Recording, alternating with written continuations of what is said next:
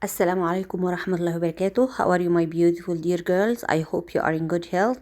Inshallah, today I'm going to explain Unit 2, Lesson 5, Great Heroes of the Era or Heroes of the Era. Today, inshallah, we are going to talk about the great characters who did so many great things during the Umayyad Caliphate. Of course, the great personalities at that time were so many, but we are only going to study just 4 of them. Let us start. Okay. The dates in the brackets will tell you each person's dates of birth and death.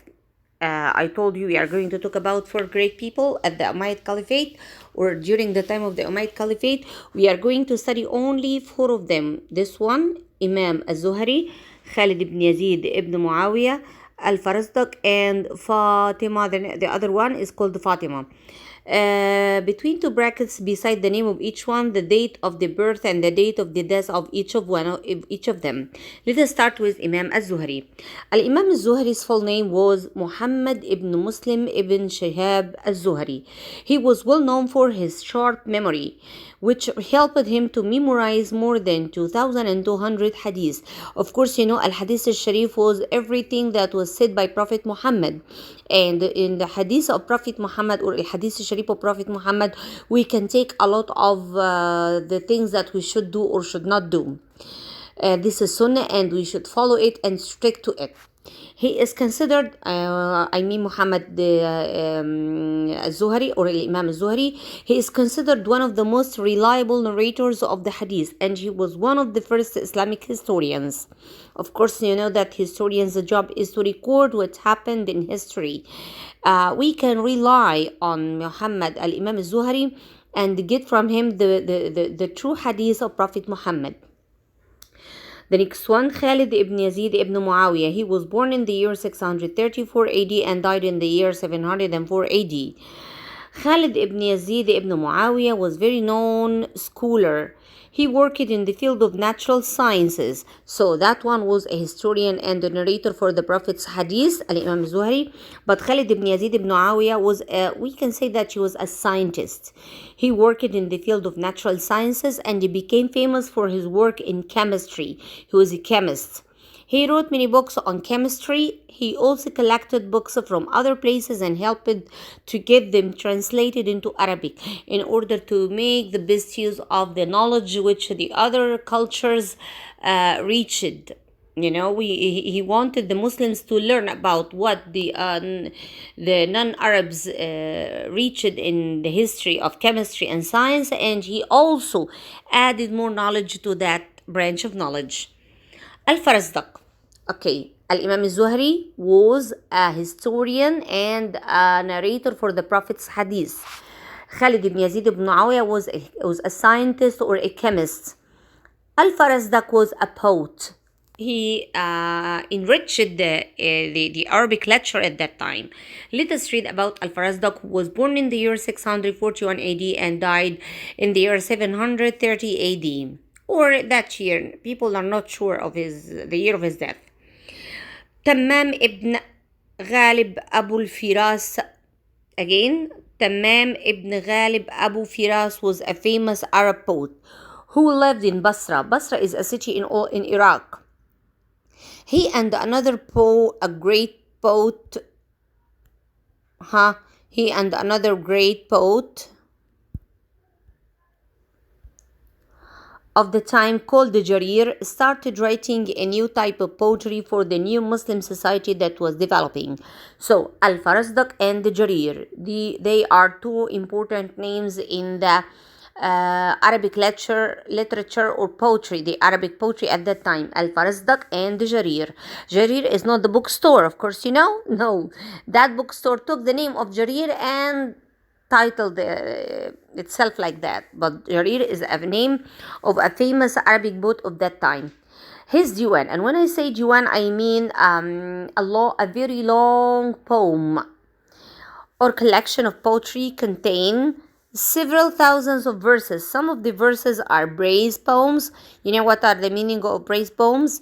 Praise poems mean a poem in which you praise someone, say good things or good words for him. And usually praise poems were addressed for kings or caliphs or great personalities. Some are humorous to make fun of something. Some give political comments. He wanted to comment on some events politically, and the others express grief and sadness, especially when someone dies, and he want to show sadness by telling people about him and his good deeds before he died. So here we talked about Al-Imam al-Zuhri, who was a historian and a hadith narrator. Khalid ibn Yazid ibn Muawiyah, who was a great scientist and chemist. Al-Farazdak, who was a great poet. Now let us talk about Fatima bint Abdul Malik ibn Marwan. She was from the Umayyad family. She was the wife of Umar ibn Abdul Aziz, the caliph that who we studied before in lesson 4. Fatima was one of the most devout Umayyad women, known as a good writer or adiba. Adiba means good writer. She was also a beautiful and wealthy woman. Wealthy means rich woman. When she married Umar ibn Abdul Aziz, they lived in an extravagant life. They lived in a very rich house, and they lived like rich people. But when Umar became caliph, things changed. He told his wife, if you want to stay with me, you have to return your money, ornaments, and jewelry to the Muslims' treasury or Baytul Mal. He means that she should give them away and put them in Baytul Mal. Baytul Mal means that all the money in Baytul Mal belong to all the Muslim people. The Caliph usually distribute money from Baytul Mal for the poor Muslims, and Baytul Mal was set up for the first time by Sayyidina Abu Bakr as-Siddiq radiallahu anh in order to keep the collected zakat. For it belongs to them. He told her that your money, your jewelry belong to the Baytul Mal, to the Muslims, and you must put them in Baytul Mal. Otherwise, there is no way for us to live in the same house. He means that they should leave their rich house and go to live in a simple house after he became a caliph. Fatima obeyed and returned all her possessions to Baytul Mal. She didn't keep anything for herself. She gave away all her money and all her jewelry to Baytul Mal. She and Omar then lived in a simple life while the caliphate prospered and expanded. When Caliph Omar died and her brother became the new caliph, he told her, Omar wronged you by taking your money from you. I shall return it to you. But Fatima replied, no, by Allah, I will not take it back. Why? Because I wouldn't have obeyed him when he was alive, only to disobey him after his death. She said that she cannot disobey him after his death. So Yazid, the next caliph or her brother, took her possessions and gave it to his own family, never to let them stay in Baytul Mal. Fatima lived a devout and a simple life till her death. I think that the lesson is so easy. Of course, you can say that there are a lot of details, a lot of details. You are asking now, how can all these details come in the quiz? I will send you a summary quiz about this lesson on Classera. You can take it from Classera and study this lesson from it, but just read the lesson from here. But to study the sheet that I will send on Classera. Thanks for being with me, and goodbye till we meet again.